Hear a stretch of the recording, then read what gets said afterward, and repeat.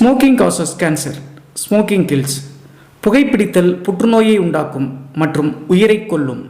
Consumption of alcohol is injurious to health. மது அருந்துதல் உடல் நலத்திற்கு கேடு விளைவிக்கும். Be safe, don't drink and drive. பாதுகாப்பாக இருப்பீர், மது அருந்துவிட்டு வாகனம் ஓட்டாதீர்.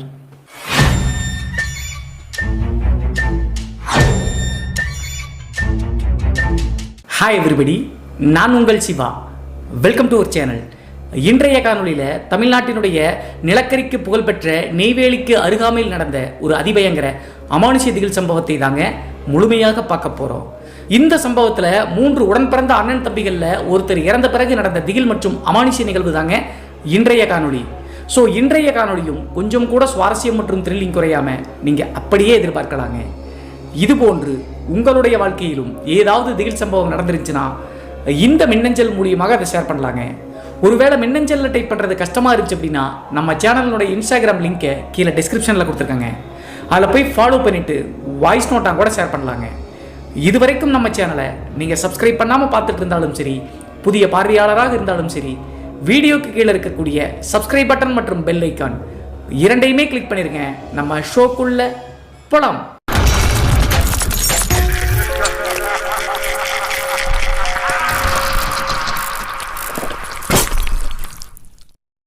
இந்த அமானுஷ்ய சம்பவம் நான் ஏற்கனவே சொன்ன மாதிரி தமிழ்நாட்டினுடைய நிலக்கரிக்கு புகழ்பெற்ற நெய்வேலி அப்படிங்கிற அந்த பகுதியிலிருந்து ஒரு 10 கிலோமீட்டர் தொலைவில் இருக்கக்கூடிய ஒரு அழகிய கிராமத்தில் 1995 காலகட்டத்தில் நடந்த திகில் சம்பவம் தாங்க இந்த சம்பவம்.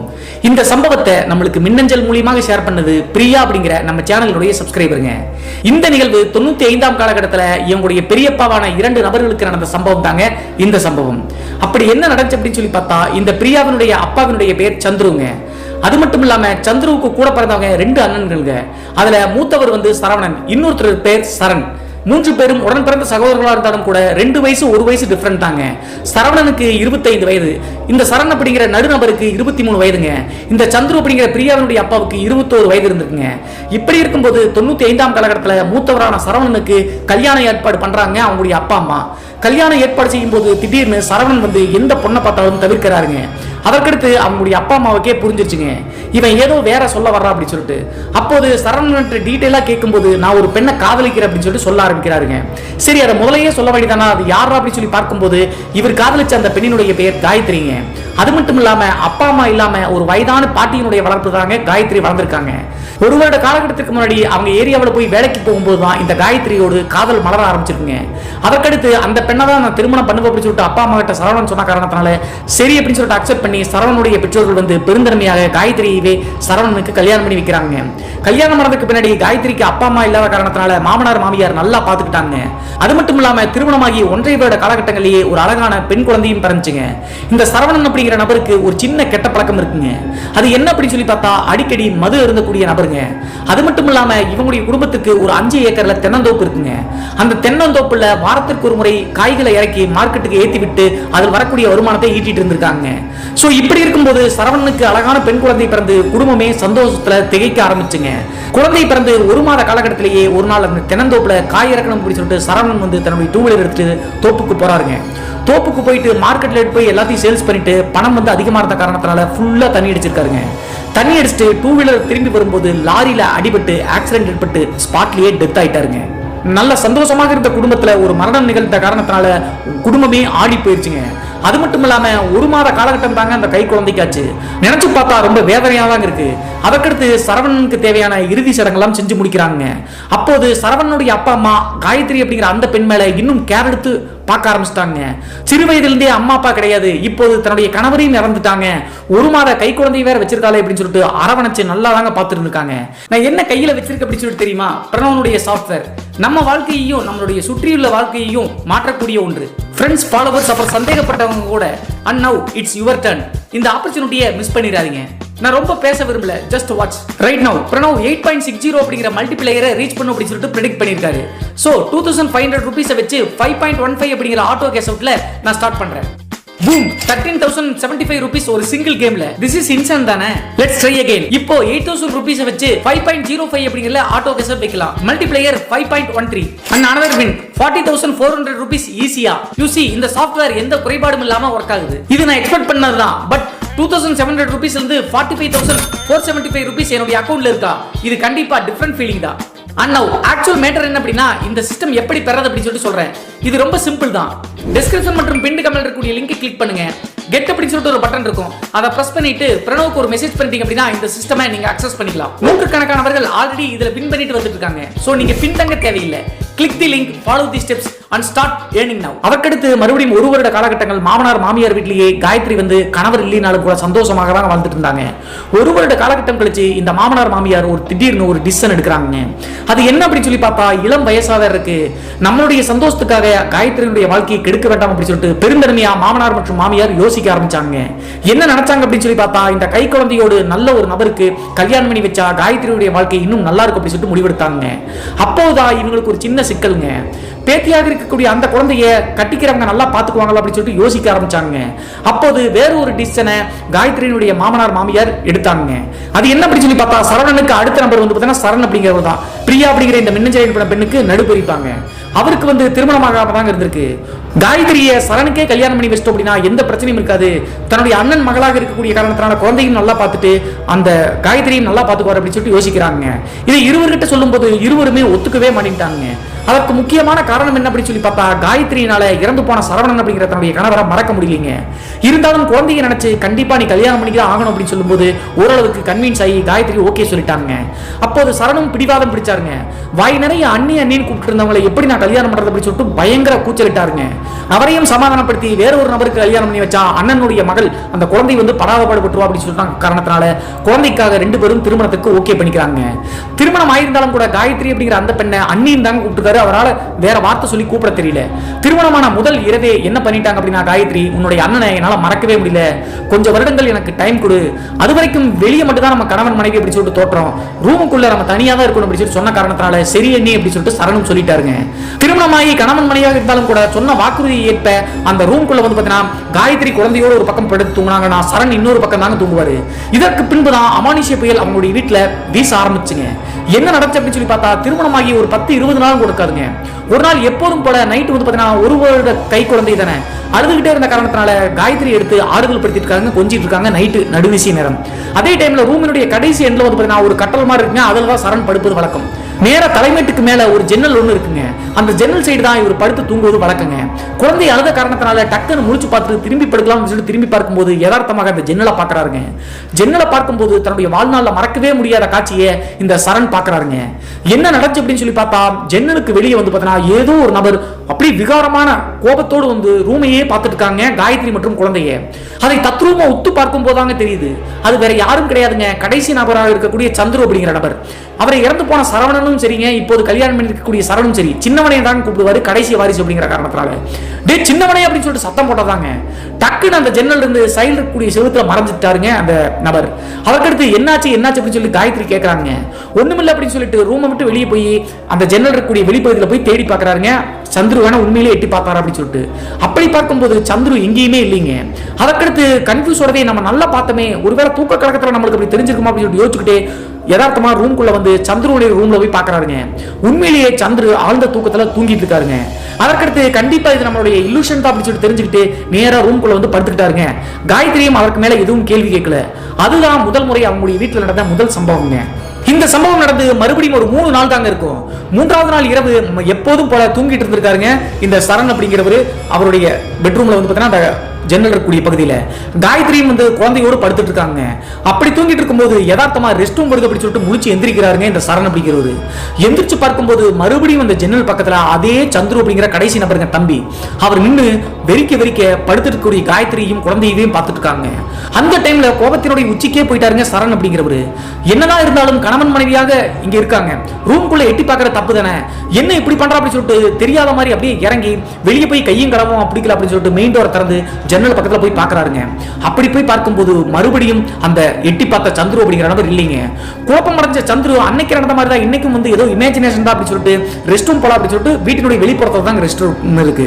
ரெஸ்ட் ரூம் போயிட்டு திரும்பி ரிட்டர்ன் வர்றாருங்க. ரிட்டர்ன் வரும்போது மறுபடியும் ஒரு பெரிய அதிர்ச்சிங்க. என்ன ஆச்சு அப்படின்னு சொல்லி பார்த்தா, அதே ஜன்னல் சைடுல ரூம்குள்ள பார்த்த மாதிரி காயத்ரி மற்றும் குழந்தையை பார்த்துக்கிட்டே அந்த சந்துரு அப்படிங்கிற நபர் மறுபடியும் நிக்கிறாருங்க. இதை பார்த்த உடனே உச்சகட்ட கோபத்துக்கே வந்துட்டாருங்க. இப்போது வெளியே நின்றுட்டே பார்த்துட்டாரு. வாசப்படி இருந்து பார்க்கும்போது ஜன்னல உள் சைடு பார்த்துட்டு நின்றுட்டு இருக்காரு. டே சின்னவனே என்னடா பண்ற அப்படின்னு சொல்லிட்டு ஒரு கத்துனதாங்க. கத்து அடுத்த செகண்டே சந்துரு அப்படிங்கிற நபர் டக்குன்னு இப்படி இவர் சைடு திரும்பி இருக்காருங்க. திரும்ப உடனே அவருடைய முகத்தோட்டத்தை பார்க்கவே முடியலைங்க. அவ்வளவு விகாரமா இருந்திருக்குங்க. அந்த தோட்டத்தை பார்த்துட்டு பயங்கரமா சத்தம் போட்டுட்டு அங்கேயே மயக்கம் போட்டு பொத்துன்னு விழுந்துட்டாருங்க. இவர் போட்ட சத்தத்துல காயத்ரி அவங்களுடைய அம்மா அப்பா எல்லாரும் ஓடி வந்து தூக்கி கொண்டு வந்து திண்ணையில படுக்க வச்சு தண்ணியை தெளிச்சு எழுப்புறாங்க. தண்ணி தெளிச்சு எழுப்பும் போது சந்துரும் வந்து பாத்தீங்கன்னா இவங்களோட சேர்ந்து தான் ரூம் கொண்டு ஓடி வந்திருக்காரு. என்னன்னா சொல்லுங்க அப்படின்னு சொல்லிட்டு சரண் கிட்ட கேட்கும்போது சரண் எந்த வித பதிலும் சொல்லாம அவருக்கே புரிஞ்சிருச்சுங்க. சின்னவனே அப்படின்னு சொல்லிட்டு கூப்பிட்ட உடனே டக்குன்னு அந்த ரூம் திரும்பி பார்க்கும்போது விகாரமான தோட்டத்தில் இருந்துச்சுங்க. முகம் முழுவதும் ரத்தமா இருந்துச்சு. சோ கண்டிப்பா நம்முடைய தம்பியா இருக்காது அப்படின்னு சொல்லிட்டு ஏதோ ஒரு அமானுஷம் தான் அப்படின்னு சொல்லிட்டு சொல்லி சமாளிச்சிட்டாருங்க. ஒண்ணுமில்ல திரும்பி வரும்போது கால் தடிக்கு கீழே விழுந்துட்டு அப்படின்னு சொல்லி சமாளிச்சு அதற்கடுத்து நேர ரூம்குள்ள போயிட்டாருங்க. ரூம்குள்ள வந்த பிறகு கூட காயத்ரி திரும்ப கேட்டிருக்காங்க. 2 நாளைக்கு முன்னாடியும் சின்னவனே அப்படின்னு சொல்லிட்டு சத்தம் போட்டீங்க, இன்னைக்கு போயிட்டு ஐயோன்னு கத்துறீங்க, என்ன நடந்துச்சு கேட்கும்போது சொன்னா பயந்துருவாங்க அப்படின்னு சொல்லிட்டு சரண் வந்து தன்னுடைய மனைவியாக இருக்கக்கூடிய காயத்ரி கிட்ட சொல்லவே இல்லைங்க. அதற்கடுத்து அன்றைய நாளும் அப்படியே முடிஞ்சுங்க. இந்த நிகழ்வு வந்து கிட்டத்தட்ட 3 மாத காலகட்டங்கள் எந்தவித பிரச்சனையும் இல்லைங்க. வீட்டுல அந்த மாதிரி சம்பவங்கள் ஜன்னல் அந்த உருவம் நிக்கிறது முறைச்சு பாக்குறது எதுவுமே தட்டுப்படல. இதுல குறிப்பிடப்பட வேண்டிய விஷயம் என்ன அப்படின்னு சொல்லி பார்த்தா, கல்யாணமாயி கணவன் மனைவியாக இருந்தாலும் கூட அப்போது கொடுத்த வாக்குறுதி கேட்ப ரூம்குள்ள தனித்தனியாக தாங்க படுத்து தூங்குறாங்க. இன்னும் கணவன் மனைவியாக வாழவே ஆரம்பிக்கல. 3 மாத காலகட்டம் வந்து எந்தவித பிரச்சனையும் இல்லாத போது ஒரு நாள் காயத்ரிக்கு வந்து பார்த்தீங்கன்னா மனசு இலகிருச்சுங்க. தன்னுடைய குழந்தையை வந்து பார்த்தீங்கன்னா சரண் நல்லா கொஞ்சம் விளையாடுறாருங்க, நல்லா பாத்துக்கிறாரு. ஸோ அதையெல்லாம் பார்த்துக்கிட்டே இந்த காயத்ரிக்கு கொஞ்சம் கொஞ்சமா மனசு இலக ஆரம்பிச்சிச்சுங்க. 3 மாத காலகட்டம் கழிச்சு ஒரு நாள் வந்து அவங்களுடைய வீடு வந்து பார்த்தீங்கன்னா பெரிய வீடுங்க. அந்த சைடு கிணறு, அப்புறம் தென்னந்தோட்டம் அது அப்படின்னு சொல்லிட்டு நிறைய இருக்கு. அந்த தென்னந்தோட்டம் பக்கத்துல கூப்பிட்டு இருக்காங்க காயத்ரி சரணை. அதற்கடுத்து இவங்க 2 பேரும் வீட்டினுடைய பின்புறம் இருக்கக்கூடிய ஒரு பர்டிகுலர் இடத்துல போய் உட்கார்ந்து பேசிட்டு இருக்காங்க. பேசிட்டு இருக்கும்போது எதுக்கு அண்ணி கூப்பிட்டீங்க அப்படின்னு சொல்லிட்டு அப்போதும் சரண் வந்து பாத்தீங்கன்னா தன்னுடைய மனைவியா அண்ணின்னு தான் கூப்பிடுறாரு. எடுத்த உடனே காயத்ரி சிரிச்சுக்கிட்டே, இனிமேல் என்ன அண்ணின்னு கூப்பிடாத, நீ எப்போதும் போல என்ன காயத்ரினே கூப்பிடு, எனக்கு உன்னை ரொம்ப பிடிச்சிருக்கு, நம்ம கணவன் மனைவியாக வாழலாம் அப்படின்னு சொல்லிட்டு வெக்கப்பட்டுக்கிட்டே சொல்றாங்க. இந்த டைம்ல அந்த 1 வயது கை குழந்தை வந்து பாத்தீங்கன்னா சந்துரு அப்படிங்கிற கடைசி நபர், இந்த பிரியாவுடைய அப்பா இருக்காருல்ல, அவரு தான் வந்து பாத்தீங்கன்னா தூக்கி வீட்டுக்குள்ள வச்சிருக்காருங்க. இவங்க பேசிட்டு இருக்கிற தூரத்துல இருந்தே சந்துரு வந்து பாத்தீங்கன்னா குழந்தையை வச்சுட்டே பார்த்துக்கிட்டே இருக்காருங்க. அதற்கடுத்து சந்துருவால் நின்று கேட்டுக்கிட்டே இருக்கான், நம்ம போலாம் அப்படின்னு சொல்லிட்டு நேரா சந்துரு பக்கத்துல போய் குழந்தையை கொடு அப்படின்னு சொல்லிட்டு காயத்ரி கேட்கறாங்க. கேட்ட அடுத்த செகண்டே சந்துருக்கு வந்து பாத்தீங்கன்னா கண்ணெல்லாம் செவந்துருச்சுங்க. செவந்துட்டு குழந்தைய இறுக்கி பிடிச்சிட்டு, என் குழந்தைக்கு எனக்கு பார்க்க தெரியும், உன் வாழ்க்கையை நீ பார்த்துக்கோ அப்படின்னு சொல்லிட்டு சரசரசரன் ரூம்குள்ள அவருடைய ரூம்குள்ள போயிட்டாருங்க. காயத்ரிக்கு ஒண்ணுமே புரியலீங்க. அண்ணி அப்படின்னு சொல்லிட்டு மரியாதையை பேசக்கூடிய பையன் இப்படி பேசுறான்னு அப்படின்னு சொல்லிட்டு யோசிக்க ஆரம்பிச்சிட்டாங்க. அதே நேரத்துல கடைசியாக வந்து பாத்தீங்கன்னா தன்னுடைய கணவர்கிட்ட இனிமேல் அண்ணியும் கூப்பிட வேணாம்னு சொல்லிட்டு சரண் சொன்னாங்கல்ல, அவரும் வந்து காயத்ரியினே கூப்பிட ஆரம்பிச்சிட்டாருங்க. அன்றைய நாள் இரவு எப்போதும் போல சாப்பிட்டு முடிச்சுட்டு கணவன் மனைவியாக அன்றைய நாள் தான் முதல் முறை தன்னுடைய வாழ்க்கையை தொடங்க ஆரம்பிக்கிறாங்க. குழந்தையை தூங்க வச்சுட்டு 2 பேரும் கணவன் மனைவியாக அந்த சரண் வந்து எப்போதும் அந்த ஜன்னல் பக்கத்துல அந்த கட்டளை தான் படுப்பாரு. 2 பேரும் ஒன்னா அன்றைய நாள் தான் இருக்காங்க. எல்லாம் முடிஞ்ச பிறகு டக்குன்னு காயத்ரி எந்திரிச்சு தன்னுடைய புடவை வந்து சரி செஞ்சுட்டு இருக்காங்க. சரி செஞ்சுட்டு இருக்கும்போது திடீர்னு காயத்ரி பயங்கரமா கூச்சல் விட்டாங்க. சத்தம் போட்ட உடனே சரணம் எந்திரிச்சு என்ன காயத்ரி அப்படின்னு சொல்லி கேட்கறாருங்க. கேட்கும் போது மறுபடியும் அந்த ஜன்னல் பக்கத்திலேயே இவங்க தான் அந்த கணவன் மனைவியாக இருந்தாங்க இல்லையா, ஜன்னல் வேற திறந்துதான் இருக்கு. சந்துரு மாதிரியே வந்து பாத்தீங்கன்னா அந்த உருவம் நின்றுட்டு காயத்ரியா ஆவேச கண்களோடு பார்த்துட்டு இருக்குங்க. இவர் எந்திரிச்சு பார்க்கும்போது மறுபடியும் நகராம அந்த உருவம் அங்கேயே நிக்குதுங்க. சரணையும் முறைக்குது. அதற்கடுத்து சொந்த தம்பியா இருந்தாலும் கூட இவனை விடக்கூடாது, கணவன் மனைவியா இருக்கும் போது இப்படி ஜன்னல் வழியை எட்டி பார்க்கறேன் அப்படின்னு சொல்லிட்டு வேக வேகமா கோபத்துல வந்து காயத்ரி தடுத்தும் கூட வெளியே போய் கத்திட்டே சின்னவனே கத்துறாருங்க. இவர் கத்துறதை பார்த்துட்டு வீட்டுக்குள்ள இருக்கக்கூடிய அவங்களுடைய அம்மா, அதாவது காயத்ரியுடைய மாமியார் எந்திரிச்சிட்டாங்க. எந்திரிச்சு எதுக்குடா சின்னவனை இன்னாத்தி கூப்பிடுற அப்படின்னு கேட்கும்போது அவன் செய்யறது அயோக்கியத்தனம், அவன் எங்க அப்படி சொல்லி கேட்கறாங்க. காயத்ரியுடைய மாமியார் சொன்னதை கேட்டு பெரிய ஷாக்குங்க. என்ன ஆச்சு அப்படின்னு சொல்லி பார்த்தா காயத்ரியும் சரி சரணும் சரி அந்த கணவன் மனைவியாக இருந்து எந்திரிக்கும் போது 2 பேருமே ஜன்னல் வழியா வெளியே இருந்து எட்டி பார்த்த மாதிரி அந்த உருவத்தை பார்த்தாங்கல்ல. ஆனா சந்திரு இரவு 7 மணிக்கே அவங்களுடைய அப்பாவும் சந்திரவும் சேர்த்து தென்னந்தோப்புக்கு காவலா போயிட்டாங்க. அன்றைய நாள் பறிச்சு போட்ட காய்களை எல்லாமே மார்க்கெட்டுக்கு அனுப்ப முடியாம அங்கதாங்க இருந்திருக்கு. சரி யாராவது திருடிடுவாங்க அப்படின்னு சொல்லிட்டு நினைச்சுதான் சந்துரு மற்றும் காயத்ரியினுடைய மாமனார் 2 பேரும் போயிருக்காங்க. இதை கேட்ட உடனே தூக்கி வாரி போட்டுருச்சுங்க காயத்ரிக்கும் சரணுக்கும். அப்ப ஜன்னல் வழியா சந்துரு மாதிரியே எட்டி நின்று நம்மளை முறைச்சு பார்த்தது யார் அப்படின்னு சொல்லிட்டு குழப்பம் அடைஞ்சிட்டாங்க. இருந்தாலும் காயத்ரி வந்து அவங்களுடைய மாமியார்கிட்ட சொல்லக்கூடாது அப்படின்னு சொல்லிட்டு சைகை காமிக்கிறாங்க, அவங்க பயந்துருவாங்க அப்படின்னு சொல்லிட்டு. அதே நேரத்தில் ஒண்ணுமில்லமா சும்மாதாமா கேட்ட அப்படின்னு சொல்லிட்டு பெரிதுபடுத்தாம ரூம்குள்ள வந்துட்டாங்க. ரூம்குள்ள வந்து விடிய 2 பேரும் தூங்கவே இல்லைங்க. யாராக இருக்கக்கூடும் 2 பேருமே அந்த சந்துரு மாதிரி உருவத்தோட்டத்தில் பார்த்துமே எட்டி பார்த்து நம்மளை பார்த்துக்கிட்டே இருந்தாங்க அப்படின்னு சொல்லிட்டு யோசிக்கிறாங்க. அதற்கடுத்து காலையில் வரைக்கும் இருந்துட்டு இதற்கு முன்னாடி ஒரு 3 மாசத்துக்கு முன்னாடி 2 டைம் நடந்துச்சு இல்லையா, அந்த சம்பவங்களை யோசிச்சு பார்த்து சரண் ஒரு முக்கியமான முடிவு எடுக்கிறாருங்க. என்ன முடிவு அப்படின்னு சொல்லி பார்த்தா, அவங்களுடைய ஊரினுடைய எல்லை பகுதியில் கோடாங்கிக்காரர் அப்படின்னு சொல்லிட்டு ஒருத்தர் இருக்காருங்க. அவர் இந்த பில்லி சூனியம் பேய் ஓட்டுவதெல்லாம் வல்லமை பெற்றவருங்க. அவரை போய் பார்க்கலாம், வீட்டில் இருந்து நடக்கக்கூடிய விஷயங்கள்லாம் சொன்னா ஏதாவது தீர்வு கிடைக்கும்னு சொல்லிட்டு அந்த கோடாங்கிக்காரர்கிட்ட நடந்த விஷயங்கள் அனைத்தையும் சொல்றாருங்க. முந்தைய நாள் இரவு நடந்தது, 3 மாதத்துக்கு முன்னாடி 2 முறை வந்து பார்த்தீங்கன்னா அந்த ஜன்னல்ல சந்துரு மாதிரியே உருவத்தோட்டத்தில் பார்த்து எல்லாத்தையும் சொல்றாங்க.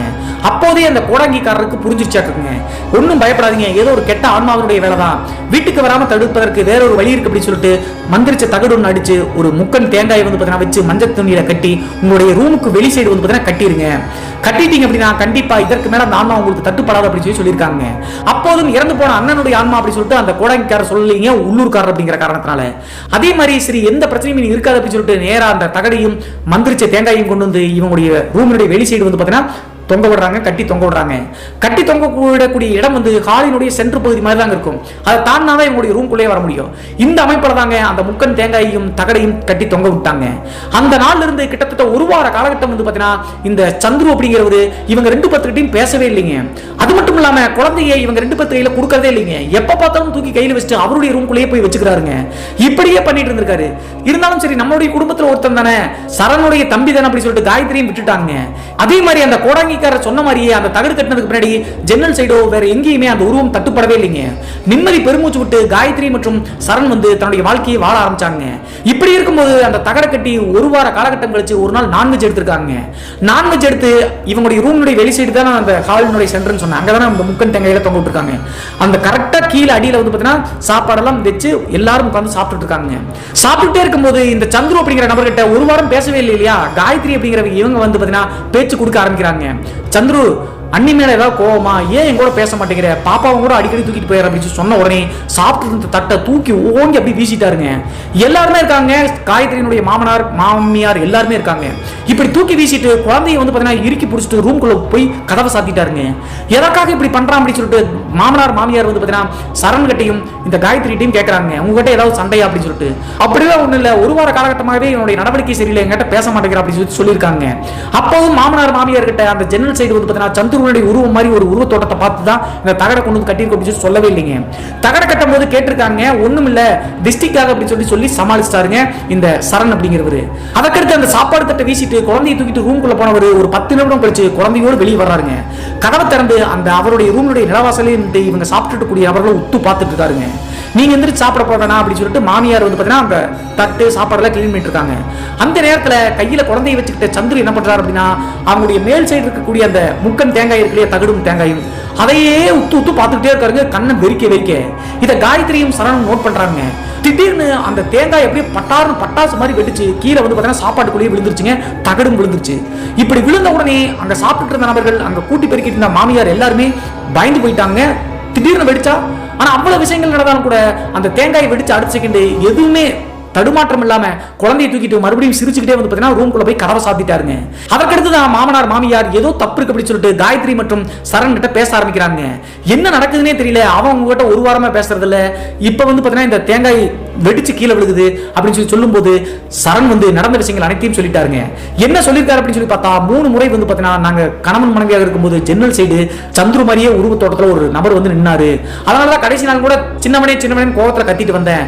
ஆனா வெளியே போய் பார்க்கும்போது உண்மையிலே சந்துரு கிடையாது, என்ன நடக்குதுன்னே தெரியல. அதனாலதான் கோடாங்கிக்காரங்க கிட்ட போய் நடந்த விஷயங்கள்லாம் சொல்லி இந்த மந்திரிச்ச தகடையும் முக்கன் தேங்காயும் வச்சோம், இப்போது அதுவே வெடிச்சிருச்சு அப்படின்னு சொல்றாங்க. சொன்ன உடனே மாமனார் மாமியாருக்கு தூக்கி வாரி போட்டுச்சுங்க.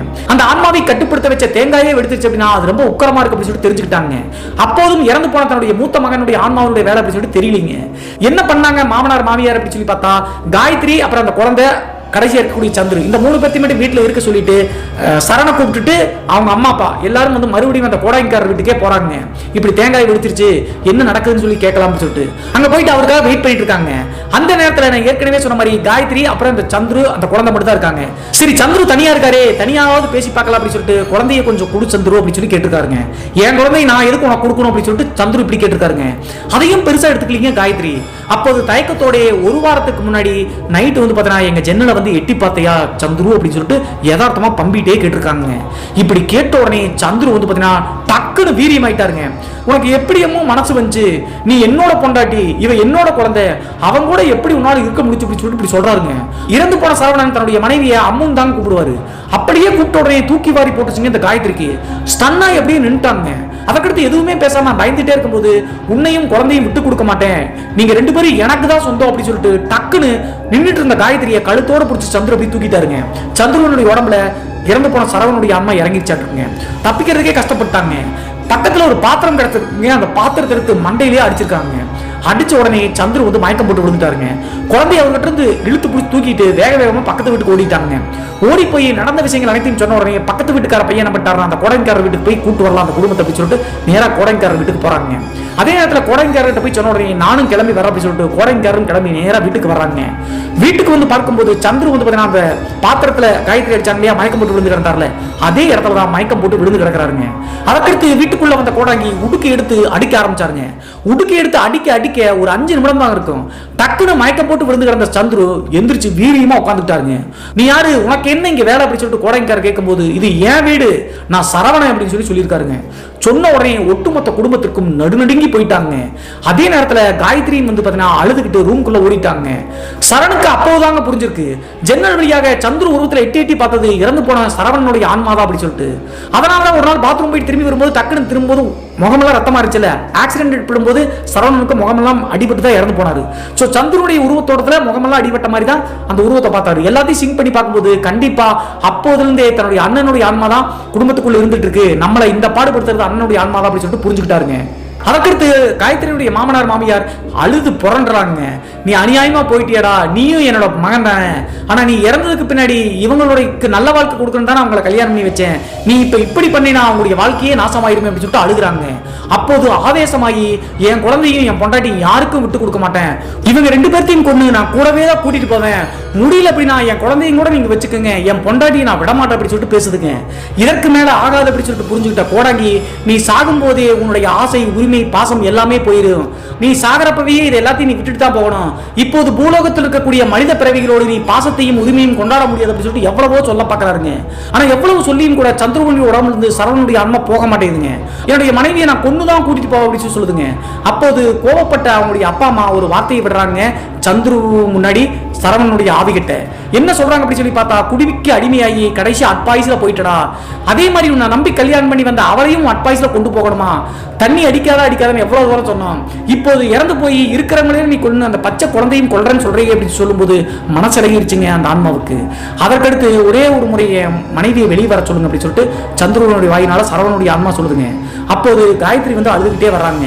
எனக்கு ஒரு பதில் மட்டும் எனக்கு சொல்லு அப்படின்னு சொல்லிட்டு சந்துருவனோட வாயினால சரவணனுடைய அம்மா கேட்குதுங்க. என்ன அப்படின்னு சொல்லி கேட்கும்போது, உன்னால எப்படி அம்மா முடிஞ்சு அவங்க கூட அப்படி சொல்லி கேட்ட உடனே என்ன மன்னிச்சிரு அப்படின்னு சொல்லிட்டு அதற்கு மேல ஒன்றும் சொல்ல முடியலைங்க அவங்களால. அழுதுகிட்டே மறுபடியும் மூக்கள் ஓடிட்டாங்க. அதற்கு பின்பு கோடாங்கிக்காரர் மற்றும் காயத்ரியினுடைய அம்மா அப்பா புரிய வச்சு அந்த ஆன்மா வந்து நான் விலகிக்கிறேன் அப்படின்னு சொல்லி சொல்லுதுங்க. ஆனா விலகிறதுக்கு முன்னாடி சரண் கிட்ட ஒரு சத்திய வாக்கு கேட்குதுங்க. என்னுடைய மனைவியையும் குழந்தையும் நல்லபடியா பார்த்துக்கணும், எப்போதாவது உன்னால அவங்களுக்கு துன்பம் ஏற்பட்டுச்சுன்னா நான் திரும்ப எத்தனை வருடங்கள் கழிச்சாலும் வருவேன் அப்படின்னு சொல்லியிருக்குங்க. அதே மாதிரி சரண் வந்து சத்திய வாக்கு கொடுத்திருக்காருங்க. அண்ணா காயத்ரியையும் குழந்தையும் நான் நல்லா பார்த்துக்கணும் சத்திய வாக்கு கொடுத்த உடனே அந்த ஆன்மா வந்து விலகி மோட்ச தீபம் ஏற்றி மோட்சத்துக்கே அனுப்பிட்டாங்க. இந்த சம்பவம் 1995 காலகட்டத்தில் நடந்துச்சாங்க. சரண் மற்றும் காயத்ரி இவங்க இருவருக்குமே சரவணன் மூலியமா பிறந்த ஒரு குழந்தை, பெண் குழந்தை இருக்கு இல்லையா, அதற்கடுத்து மறுபடியும் 2 பெண் குழந்தைகளுங்க. மொத்தம் 3 வாரிசுகளோடு அந்த குடும்பம் நல்ல சந்தோஷமாக தாங்க இருக்காங்க. அதே நேரத்தில் கடைசியாக பேய் பிடிச்ச அந்த சந்துரு அப்படிங்கிற நபருடைய மகள் தாங்க இந்த மின்னஞ்சல் என்ன பிரியா அப்படிங்கிறவங்க. நம்மளுடைய வீடியோக்களை தொடர்ந்து பார்த்துட்டு இருக்கக்கூடிய காரணத்தினால தன்னுடைய குடும்பத்திட்ட இந்த சம்பவத்தை எல்லாம் கேட்டு அப்படியே பிசுறு மாறாம சொல்லியிருக்காங்க. கஷ்டப்பட்டு இந்த சம்பவத்தை நம்மளுக்கு ஷேர் பண்ண பிரியாவுக்கு ஒரு நன்றி சொல்லிட்டு இன்றைய காணொலியை இதோடு முடிச்சுக்கலாங்க.